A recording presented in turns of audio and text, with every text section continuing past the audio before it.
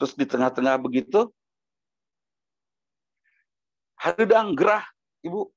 Setelah gerah gitu, aduh, pengen cepat sampai ke rumah gitu, pengen cepat buka burudul. Terus maut, Bu, dengan bertahan di tengah gerahnya. Menggunakan itu, Masya Allah, hasilnya syahid. Kata Rasulullah kepada Khalid bin Walid, kamu syahid. Tentu, dengan turunnya perintah sholat kepada Rasulullah, kita berharap kita semua syahid di tengah sholat. Tapi tidak semua orang yang sholat syahid.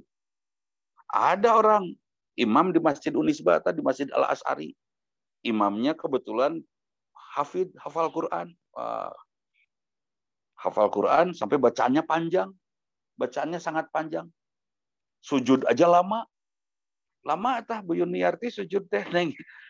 Lama sekali. Sampai saya sebagai makmum kukulutus kan. Ya ini sujudnya lama-lama teng. Riut gitu kan. Di tengah sujud yang lama saya menggerutu. Maut weh. Saya meninggal dalam keadaan sujud. Sepakat ya.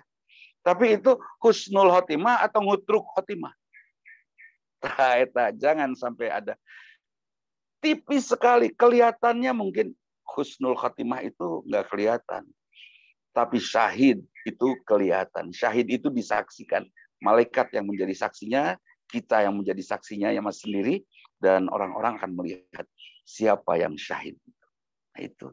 Jadi ada kondisi yang sekarang ini harus kita coba bangun.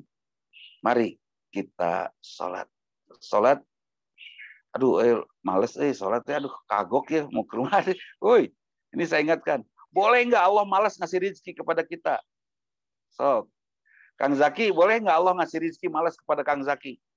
Boleh, Zaki minta rezeki, atau Zaki lah berdoa ujian minta lulus. Kalau itu dibantuan Horeama, boleh nggak?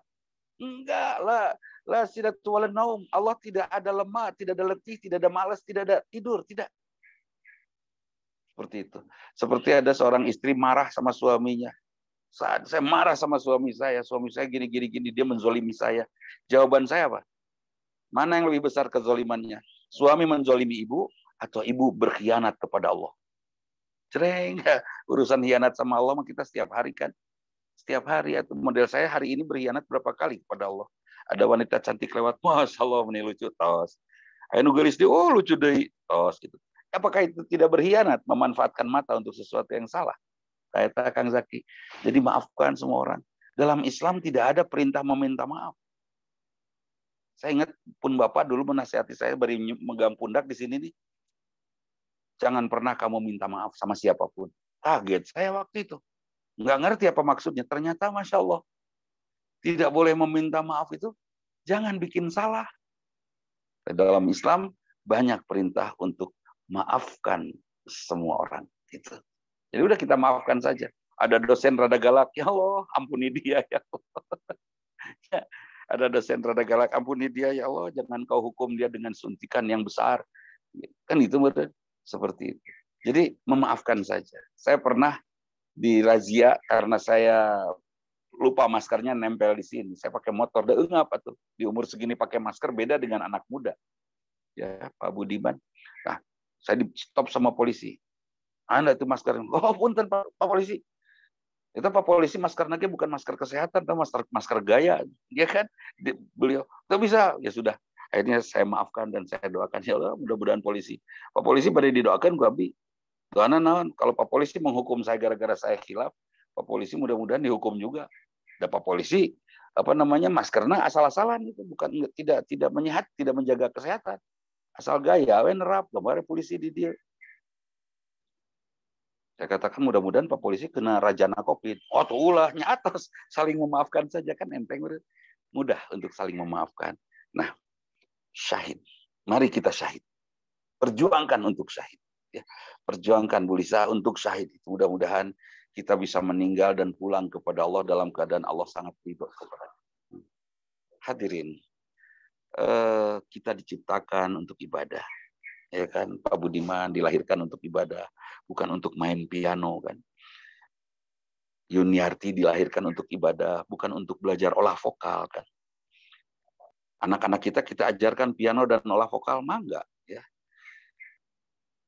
Tapi kan kalau saya meninggal, saya tidak minta anak-anak ngumpul sini, kamu main piano, kamu nyanyi. Bapak mau meninggal kan, meninggal diantar ke piano dan nyanyian enggak lah. Saya pengen anak-anak saya mengucapkan kalimat la ilaha illallah. Nah, kemudian karena saya tugasnya ibadah, maka saya akan beribadah. Kemudian ibadah saya seperti apa? Ibadah saya akan meniru Rasulullah. Hanya yang dicontohkan oleh Rasul saja. Yang tidak dicontohkan oleh Rasul, lewat. Karena saya pengen, kata Rasul. Karena Allah hanya memberitahu Rasulullah bagaimana ibadah yang Allah sukai. Itu. Tidak memberitahu pada yang lain. Apakah Allah memberitahu kepada Ustadz Dudi? Enggak. Apakah Allah memberitahu kepada Kiai Said Agil Sirot? Enggak. Apakah Allah memberitahu kepada Kiai Amin Rais? Tidak. Allah memberitahu kepada Rasulullah saja. Nah, kita ikut apa yang kata Rasulullah. Terus Rasulullah meminta, innama bu'istu liyutammima makarimal akhlak. Aku diutus untuk membangun kesempurnaan akhlak manusia. Mari ibadah kita jadikan akhlak. Ada kalimat Bismillahirrahmanirrahim dengan menyebut nama Allah yang Maha Pengasih, Maha Penyayang. Oh, saya yakin Allah pengasih penyayang. Satu saat saya kena musibah, oh Allah sayang sama saya. Terus satu saat Allah memberikan saya lagi musibah, tetap saya yakin Allah sayang. Karena ingat ya Pak Budiman, sayang Allah itu Pak lebih besar daripada kita menyayangi diri kita sendiri. Tanggal 24 rumah teman saya terbakar. Tanggal 25 dia ngungsi pindah kota karena di situ sudah tidak punya rumah. Tanggal 25 dia menjadi orang yang masih sedih dan sangat sedih karena habis hartanya. Tanggal 26 dia menjadi orang paling bahagia karena sekampung dan semua orang di kampung itu ditelan tsunami. Allah membakar rumah dia itu karena kasih sayang Allah, bukan? Ya, kasih sayang Allah lebih dari kita sayang kepada kita. Ya, misalnya Yuniarti calon suaminya diambil orang, mungkin Allah sedang menyiapkan yang lain. Ya, wallahu alam. Menyiapkan yang lain atau mungkin suaminya pokoknya mah apapun yang terjadi kalau kita terima dengan sebaik-baiknya, insya Allah itu karena Allah sayang kepada kita. Nah, kenapa Allah sayang? Karena kita yakin Allah menyatakan dalam Quran, dalam sholat, Bismillahirrahmanirrahim. Tenang kita sesudah sholat. Terus ada kalimat Assalamualaikum warahmatullahi wabarakatuh, keselamatan bagimu, rahmat dan berkah Allah. Bagaimana bisa menyelamatkan orang lain, Kang Rotala? Ya, menyelamatkan orang lain kita harus sehat, harus kuat, harus pintar, harus jagoan, harus cerdas, kreatif kan itu. Bagaimana bisa saya nyelamatin orang lain kalau saya sakitan? Bagaimana bisa saya menyelamatkan orang lain kalau saya bodoh? Bagaimana saya menyelamatkan orang lain kalau saya sengsara misalnya? Enggak lah ya. Ya Bu Heni ya, menyelamatkan orang lain harus betul-betul dalam keadaan kitanya prima. Oh, ternyata Islam meminta kita menjadi muslim prima. Muslim yang jagoan. Kan gitu. Baru Assalamualaikum saja. Ibadah membentuk karakter kita. Kemudian setelah itu, mari kita jaga karakter kita ini dengan akhlak mulia. Dan setelah karakter terbentuk, hadir akhlak mulia. Menjaga akhlak mulianya bagaimana? Udzukurullaha dzikran katsira, zikirlah sebanyak-banyak. Apa yang harus kita ucapkan zikirnya? Nah ini, suatu saat datang kepada Rasulullah sekelompok orang miskin. Ya Rasulullah, kami miskin, orang-orang kaya itu bisa sodako, bisa bikin ini, bisa bikin itu, bisa berbuat baik. Pahala kami mana habis semua sama orang kaya, kata si miskin ini. Rasulullah tersenyum. Mau kamu pahala yang lebih besar dari mereka yang kaya? Oh ya, antusias si miskin. Iya, mau ya Rasulullah. Akhirnya ucapkan ini setiap saat. Sampai menjelang tidur, sampai tidur. Dari sejak bangun tidur. Di setiap luang waktu kalian. Apa itu ya Rasulullah? Subhanallah, Alhamdulillah, la ilaha illallah, Allahu Akbar. Ucapkan itu. Orang kaya akan kalah oleh kalian. Oh, si miskin semua ngomong itu di pasar, di mana semua bisa subhanallah, alhamdulillah. Ditanya sama orang kaya, kenapa kalian nyebut seperti itu? Nggak ada yang ngaku. Terus penasaran orang-orang kaya, kenapa kalian nyebut itu? Nggak ada yang ngaku juga, nggak ada yang ngasih tahu. Sampai akhirnya satu comel dah. Yang satu ngasih tahu, ini kata Rasulullah, kalian kan ibadah banyak pahalanya, nah kami kan nggak punya. Jadi kata Rasulullah, untuk bisa menyaingi pahala kalian, kami harus mengucapkan ini. Akhirnya orang tersebarlah di kalangan orang kaya kalimat itu. Akhirnya orang kaya juga nyebut kalimat yang sama. Kalah lagi atau si miskin deh. Subhanallah, alhamdulillah, la ilaha illallah. Allah kalah lagi si miskin. Nggak ulang deh. Datang lagi kepada Rasulullah. Ya Rasulullah, kami kalah. Kenapa kalah? Orang-orang kaya sudah mengucapkan kalimat yang sama.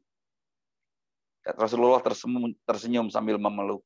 Orang kaya mengucapkan kalimat subhanallah, alhamdulillah, la ilaha illallah, Allahu akbarnya sambil sibuk mengurusi harta mereka. Kalian tidak punya kesibukan itu.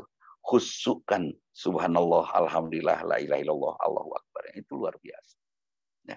Nah, hadirin rahimakumullah, kalau kita sudah zikir, insya Allah akhlak kita terjaga.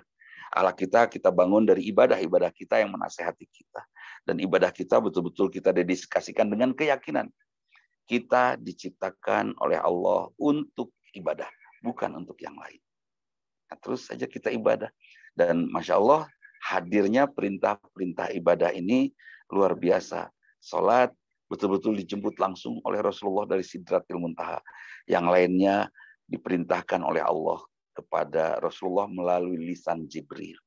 Karena itu istimewa sekali salat itu. Karena saking istimewanya umat Islam khususnya di Indonesia memperingatinya dengan Rajaban, ya, memperingati diturunkannya perintah salat. Kemudian saking mengagumkannya perintah salat ini luar biasa hasilnya, bahkan banyak sekali gerakan yang membuat kita menjadi sehat karena salat. Kalau kita lakukan dengan benar dan serius, ya, maka banyak sekali orang memuliakan Rajab ini. Akhirnya diada-adakan kan. Seperti saya kagum kepada seorang yang cantik, ayo dongeng nanti segala rupa. Apa tuh eta, aduh kulitna bodas, lalir ge nyoroson, nggak ada nyamuk yang bisa ke pipinya. Itu, aduh, licin. Kan dibuat-buat kan hiperbola lah. Termasuk juga hiperbola terhadap bulan Rajab. Hati-hati, tidak semua ibadah yang disebar di medsos harus kita lakukan. Kita coba, apalagi di Unisba banyaklah ketemu dengan para ulama, bisa kita tanya di sana. Ini benar nggak menurut hukum? Boleh nggak ini kita lakukan? Jangan main asal lakukan saja ya. Ini supaya kita mendapatkan syafaat dari Rasulullah SAW pada saat kita pulang nanti itu. Nah, hadirin rahimakumullah, itu mungkin ya Kang Riki yang Kang Rizky yang bisa saya sampaikan. Mudah-mudahan kita menjadi umat Rasulullah yang oleh Rasulullah dipilih untuk mendapatkan rahmatnya. Dan saya mohon maaf, saya ini di luar, di rumah ibunda tercinta di Jalan Adipati Kertabumi nomor 15, sehingga perangkatnya pun seadanya. Saya mohon maaf apabila ada sesuatu yang kurang. Saya kembalikan kepada Kang Rizky. Mangga. Jazakumullah khairan katsira Ustaz Dudi Mutakin yang telah memberikan tausiah kepada kita tentang bagaimana memaknai keseharian ibadah kita ya. Semoga menjadi mi'raj dalam kita sehari-hari bertemu, berjumpa dengan Allah, berkomunikasi dengan Allah. Tafadol, mungkin Bapak Ibu sekalian, adik-adik sekalian yang ingin menanyakan kepada Ustaz Dudi Mutakin terkait dengan tema. Mungkin juga di luar tema, mungkin boleh juga Ustaz. Boleh. Enggak. Asal jangan urusan perbankan aja. Tersinggung. Mangga Bapak Ibu sekalian. Ini Ustaz, mungkin yang banyak ditanyakan juga Ustaz, apakah ada ibadah khusus yang hendaknya kami gitu ya usahakan di bulan Rajab ini Ustaz, sehingga ya harapannya dengan mengoptimalkan ibadah tersebut, Ramadan ini semakin baik juga kualitas ibadahnya gitu Ustaz. Mohon arahannya Ustaz. Masya Allah, setiap hari adalah ibadah. Tidak ada yang khusus. Yang Allah khususkan itu 3 hari. Ayyamul Bid, tengah-tengah bulan. Terus Allah khususkan juga Senin Kamis. Ya kan? Allah khususkan juga Ramadan, beda dengan bulan yang lain, dia saum.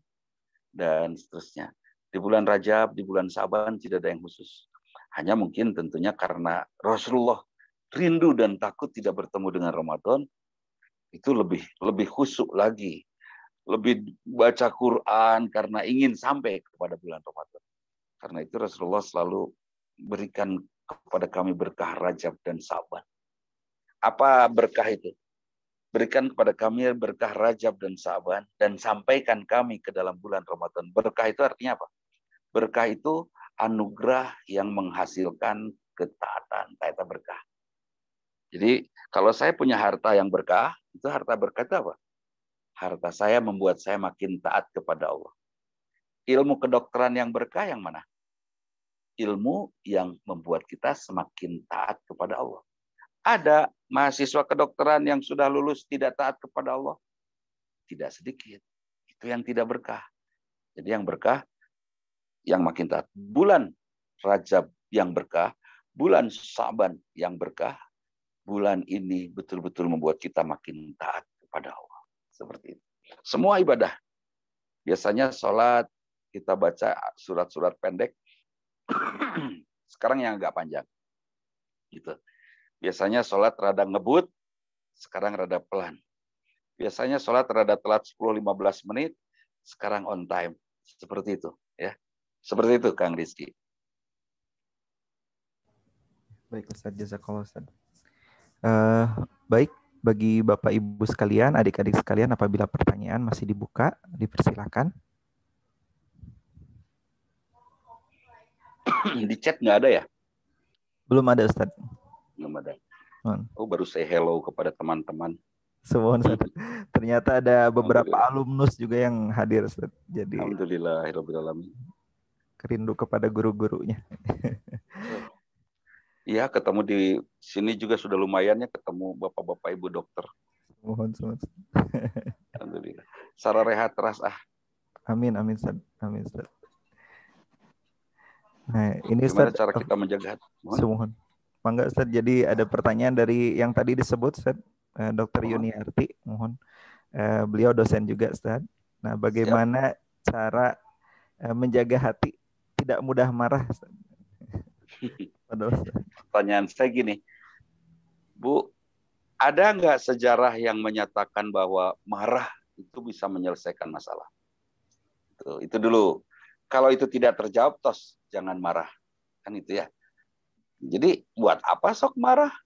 Rugi, capek. Belum lagi sudah capek teh, sakit lagi kita, daya tahan tubuh menurun. Atau ini mah urusannya suami, Ustadz. Apalagi suami. Pertanyaannya gini, siapa yang bisa merubah hati kita? Ya maqalibal qulub sabit qalbi. Allah yang bisa merubahnya. Ustadz, suami saya teh bokasa, bogoh kasa saha, teko lucu, bogoh lucu, bogoh. Jadi saya teh sakit, biarin aja. Terserah dia jalan lurus ke neraka, kita lurus ke surga. Itu. Dekati Allah. Setelah dekat sama Allah, baru kita bisikan kepada Allah. Ya Allah, cekek. Beres sudah. Juara. Nggak usah. Saya merasa nyaman-nyaman saja. Karena apa? Karena saya berpikir bahwa saya tidak berkewajiban merubah seseorang. Terserah orang mau rubah, mau enggak, terserah. Yang kewajiban saya hanya menyampaikan saja. Wa ma'alaika illa balagul mubin, tugasmu menyampaikan sejelas-jelasnya. Itu ya. Jadi nanti Bu Yuni cukup kalau ada sebal-sebal sama orang, cukup alhamdulillah ya Allah. Dan satu hal Bu, setiap keburukan orang adalah trainers, ya, pelatih yang sedang melatih kita untuk bijaksana. Itu Allah sengaja utus orang yang buruk perilakunya dan sebal kita sama dia. Orang yang egois pasti susah ngilangin sebelnya, tapi kalau orang yang nggak egois gampang ngilangin sebelnya. Oh, dia pelatih untuk saya. Alhamdulillah ya Allah, terima kasih Engkau anugerahkan kepada saya suami pelit. Alhamdulillah, beres kan? Ya, enteng-enteng saja seperti itu ya. Jadi bagaimana menghilangkan marah susah sih. Yang harus kita bangun adalah pengertiannya. Kenapa marah? Dan nggak ada sok yang ada nggak yang marah bisa bikin sukses. Ibu marah sama anak, nurut anak saat itu, tapi tidak terbentuk dalam pribadinya kan itu. Ibu marah sama suami, Mas, selingkuh aja. Mungkin waktu itu berhenti, tapi suatu saat kita balangah, udah serahkan saja kepada Allah. Mas mau ngaco, silahkan. Saya sudah menyerahkan Mas kepada Allah. Mudah-mudahan Allah segera mengambil Mas, segera beres maut. Udah tenang gitu kan. Udah jangan marah lagi, nggak ada untungnya marah. Saya 38 tahun sukses tanpa marah di rumah. Alhamdulillah, karena pikiran saya jangan capek-capek. Kamu yang salah, saya yang dosa. Ayo. Bener tuh? Nggak mau eta Kang Rizky mangga lajengkeun. Assalamualaikum. Dr. Rizky punten. Meneruskan ini Dr. Rizky pertanyaannya Dr. Yuni, Pak Ustadz. Yep. Saya kok agak asa nggak ridho Ustadz kalau misalnya sok aja kamu ke neraka, saya mau ke surga, nggak mau saya mau Ustadz. Betul, sepakat. Ada cara lain supaya justru itu kita bahasa isengnya. Iya, ya Ustadz Ya. nanti keterima sama saya lain. Serius. Oke, saya klarifikasi. Mungkin Itu mungkin bahasa Islam. gimana caranya supaya dengan kondisi yang nggak nyaman buat kita punya resep supaya justru itu bikin kita bisa makin dekat sama suami gitu ya, bisa makin sayang, suami juga begitu, dan jadi lebih nyaman gitu ya di Ya, rumah tangga. Bu, ini Nuhun. sebetulnya ini Assalamualaikum. sesama laki-laki mah tidak boleh ngasih tahu sih sebetulnya rahasia laki-laki. Itu bahasa kasarnya gitu kalau suami sudah keterlaluan ya. Cik karena rakamah gitu kan. Di tataran kelasana. Kita mah nggak gitu. Laki-laki itu sangat sulit menghandle istri kalau istrinya sudah membuat hati malu. Bikin suami malu oleh istri. Suami salah, istri tetap senyum. Kopinya tetap nomor 1. Masakannya tetap juara. Pelayanannya tetap nomor 1. Sampai suami akhirnya malu sendiri. Terus kita baik sama suami karena Allah ya. Nanti Allah yang akan merubahkan suami untuk kita. Itu. Tapi kalau kita pikir kita bisa membentuk sesuatu, ingat. Suatu saat Rasulullah mengeluh kepada Allah. Ya Allah, saya pengen Abu Thalib muslim. Masukkan dia ke dalam Islam. Di ujung-ujung hidupnya Abu Thalib. Kemudian dinasehati Abu Thalib oleh Rasulullah. Dan tetap dia tidak masuk Islam. Kata Allah, innaka la tahdi man ahbabta. Lakin Allah yahdi may yasha. Kamu tidak bisa memberi hidayah kepada orang yang paling kamu cintai sekalipun. Allah yang memberikan hidayah sesuai dengan kehendak Allah. Nah, karena Allah yang memberikan hidayah, kita perlakukan suami yang menurut kita pika sebelin itu kalau suami ya, kalau anak tetap cantik, tetap indah, tetap menarik karena Allah. Sampai suatu saat mereka malu. Saya tanya sama bapak-bapak di sini, kenapa sayang sama istrinya? Bukan sayang, malu. Ada yang tidak malu sama istri. Kenapa nggak pulang-pulang ke rumah? Malas, ada singa di rumah. Nah, gitu ya Kang Zakinya. Ada singa di rumah enggak? Jadi indah sekali tadi yang disampaikan oleh Bu Cice. Bagaimana suami tetap sayang, suami tetap menjadi baik, gitu kan? Saya punya 2 burung, 1 kenari, 1 beo. Setiap saya datang ke kandang kenari, dia nyanyi, nari-nari, ngepak-ngepak sayapnya. Oh, pikiran saya selalu bagaimana memberi pakan yang terbaik. Kandang yang paling bersih buat dia. Karena dia sudah memberikan yang terbaik untuk saya. Lain dengan beo. Bengok dia, beo. Radanya ngeyeng. Kenapa? Karena setiap ketemu saya tampar. Karena setiap ketemu dia bunyi. Dudi gelo, tampar. Atau nyangeyeng beonya. Nah, misalnya seperti itu. Jadilah istri yang seperti kenari. Ya, seperti kenari, istri yang Masya Allah. Ya, Bu Cice. Jadi, saya sepakat. Rumah kita harus jadi rumah indah. Semua prahara adalah perjalanan yang menyempurnakan kebahagiaan di masa tua. Itu kenapa saya tidak punya prahara, ya saya jaga. Kenapa? Karena pikiran saya sederhana, setiap ngelihat istri saya harus ke surga. Itu. Saya ngelihat anak saya harus ke surga. Ngelihat menantu sekarang, menantu saya harus ke surga. Anak-anak punya rumah, tapi tetap dia di rumah saya karena saya pengen kenal dengan menantu.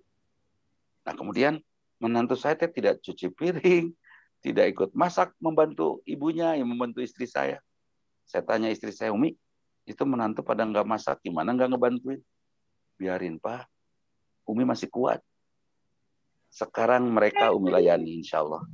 Nanti saat kita rentak, mereka akan optimal melayani kita, insya Allah. Itu bahasanya enteng-enteng aja kan?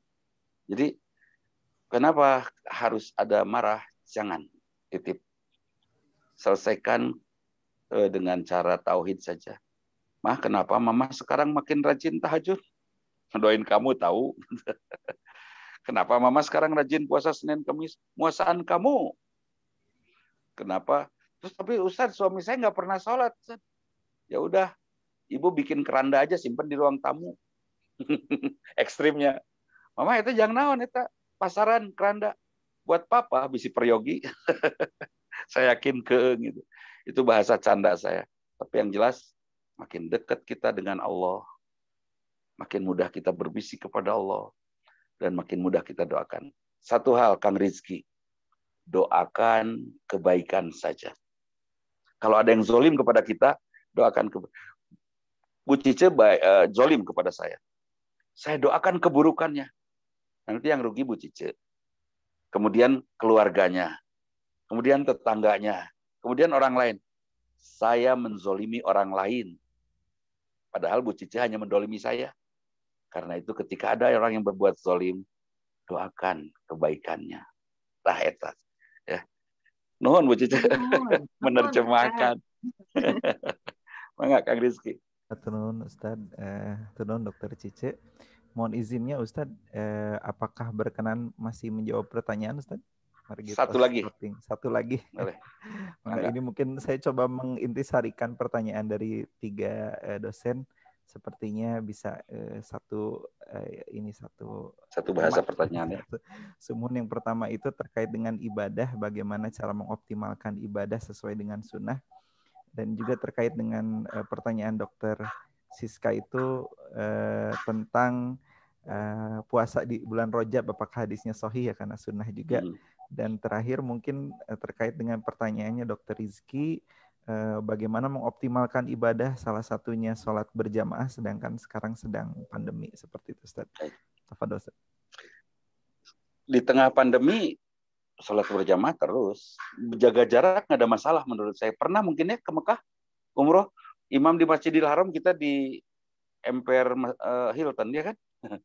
Jauh padahal dengan imam ada 20-30 meter itu jaraknya kan itu nggak dipermasalahkan, nggak usah dipermasalahkan. Yang pasti nasihat dari keberjamaahnya itu bukan bentuk sholat jamaahnya ya. Terus kalau bisa di masjid, usahakan di masjid ya, insya Allah sehat semualah. Tapi tetap jaga protokol kesehatannya. Meskipun kita tidak tahu seperti apa sih penyakit ini sebetulnya, karena simpang siur, karena terlalu banyak orang yang bertukang bohong yang ikut ngomong kan itu, jadi pabelit kan itu. Nah, jadi tetap jaga berjamaah teruskan, karena saya juga terus berjamaah kok ya, dengan jarak yang jelas. Kenapa kiri kanan jarak? Di tengah-tengahnya setan. Kalau sudah tahu di antara 2 orang yang ada jarak di tengah-tengahnya setan, ya sudah, kita siap untuk tidak tergoda oleh setan kan itu ya. Kita insya Allah siap. Nah, kemudian apakah Bu Siska, apakah di bulan Rajab hadis tentang saum di bulan Rajab itu sahih? Bukan sahih, nggak ada dalilnya malah. Tapi banyak beredar tulisan-tulisan yang menyebutnya hadis ya. Tulisan-tulisan yang menyebutnya hadis banyak sekali itu. Dan ahli hadis menyatakan nggak ada yang betul. Ya, nggak ada yang betul hadisnya, nggak ada yang sahih. Jadi lebih baik daripada saum di bulan Rajab 10 hari pertama atau 1, 2, 3 bulan Rajab, Senin Kamis sajalah, dan saum Ayyamul Bid 13, 14, 15 pada bulan Rajab. Seperti itu yang sudah jelas pasti. Nih buat semua, kalau dalam urusan sunat ada perbedaan pendapat, boleh dan tidak boleh, logika kita, mana yang akan kita lakukan? Melakukan atau meninggalkan? Kalau saya pilih, kalau dalilnya belum pasti, saya tinggalkan. Karena apa? Kalau saya lakukan, ternyata itu salah, saya dosa. Tapi kalau ternyata itu benar, saya tidak melakukan, saya tidak dosa kan itu. Jadi saya lebih memilih meninggalkan sebelum saya menemukan dalil pastinya. Seperti itu dalam urusan sunat di bulan Rajab. Kemudian optimalisasi ibadah yang khusyuk, Masya Allah, Subhanallah. Allah tidak meminta kita sampai khusyuk seperti apa. Gini, khusyuk tadi sudah saya sampaikan di depan. Pertama, khusyuk sebelum sholat, kita sadar bahwa kita akan sholat. Kita siapkan kesucian lahir batin kita. Kemudian kita berwudu. Di dalam sholat kita sadar bahwa kita sedang menghadap yang maha suci. Kita sucikan semuanya. Jangan ada pikiran, perasaan, pendengaran, penglihatan yang lain. Kemudian sesudah sholat kita sadar. Saya sudah sholat. Saya sudah ucapkan Allahu Akbar. Saya nggak boleh sombong. Nah, itu khusyuk sebelum, di dalam, dan sesudah sholat. Kemudian bisa kita optimalkan misalnya saum. Ya, ketika saum 24 jam penuh kita ibadah. Sepanjang 24 jam penuh setiap hari di bulan Ramadan misalnya. Ya udah. Kita konsentrasi saja melakukan sesuatu yang bermanfaat yang membuat Allah ridho. Allah tidak minta hasilnya kok, usahakan saja. Insya Allah. Wa'bud rabbaka hatta ya'tiyakal yaqin. Beribadahlah kepada Allah optimal ya, sampai datang kepadamu keyakinan. Allah nanti akan memberikan hidayah. Nah, itu Kang Rizky. Dan tadi ada yang meminta doa buat siapa tadi? Buat buat siapa yo? Ya tadi ada Kang Dedang di sini juga, Damang Kang. Ada yang meminta doa buat siapa Kang Rizky? Alhamdulillah, teman Kang. Oh, Masih selamat tadi. Doakan katanya keluarga Pak siapa? Mudah-mudahan kita semua disehatkan oleh Allah Subhanahu wa taala, dijaga betul keimanan kita, dijaga betul akhlak kita. Dan yang sangat saya harapkan Allah melindungi kita sampai akhir zaman nanti. Jangan sampai ada seorang pun dari keturunan kita yang murtad dari Allah Subhanahu wa taala. Mudah-mudahan Allah jaga rizki kita, rizki keturunan kita. Jangan sampai rizki itu menutupi hati sampai kita tidak mengenal keagungan Allah. Juga yang sangat penting sekali, mudah-mudahan saudara-saudara kita yang saat ini sedang mendapatkan musibahnya mensucikan dirinya dari dosa, dan mudah-mudahan Indonesia segera keluar dari pandemi. Itu saja Kang Rizky, saya mohon maaf. Aku qouli hadza wa astaghfirullah li wa lakum. Assalamualaikum warahmatullahi wabarakatuh. alhamdulillah. Jazakumullah khairan katsiro Ustaz Dudi Mutakin atas keluangan waktunya dan juga memberikan tausiah yang sangat bermakna bagi kami. Insyaallah tekenging bosan Ustaz pami di ulam deui. Alhamdulillah. Ya, baiklah Bapak Ibu sekalian, dengan ditutupnya pengajian tadi, maka berakhir pula pengajian rutin bulanan Fakultas Kedokteran Unisba. Insya Allah kita akan berjumpa kembali pada bulan yang akan datang.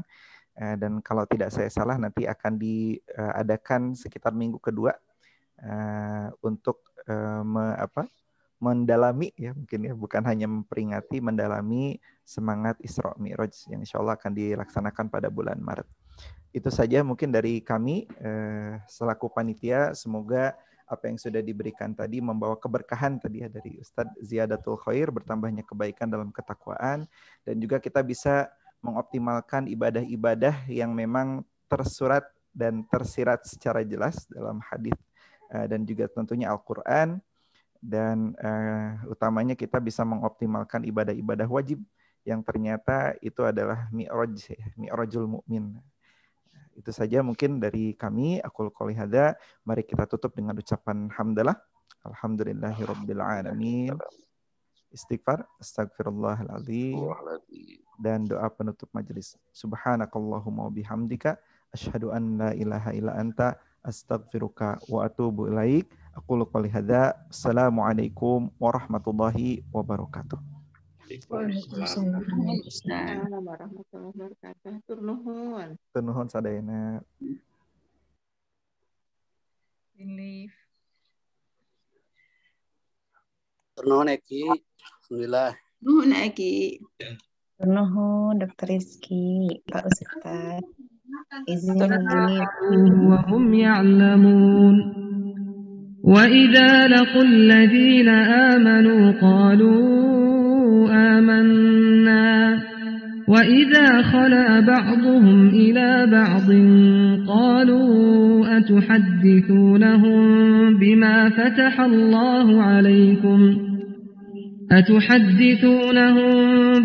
فتح الله عليكم ليحاجوكم به عند ربكم أفلا تعقلون أولا يعلمون أن الله يعلم ما يسرون وما يعلنون ومنهم أميون لا يعلمون الكتاب إلا أماني وإن هم إلا يظنون فويل للذين يكتبون الكتاب بأيديهم ثم يقولون هذا من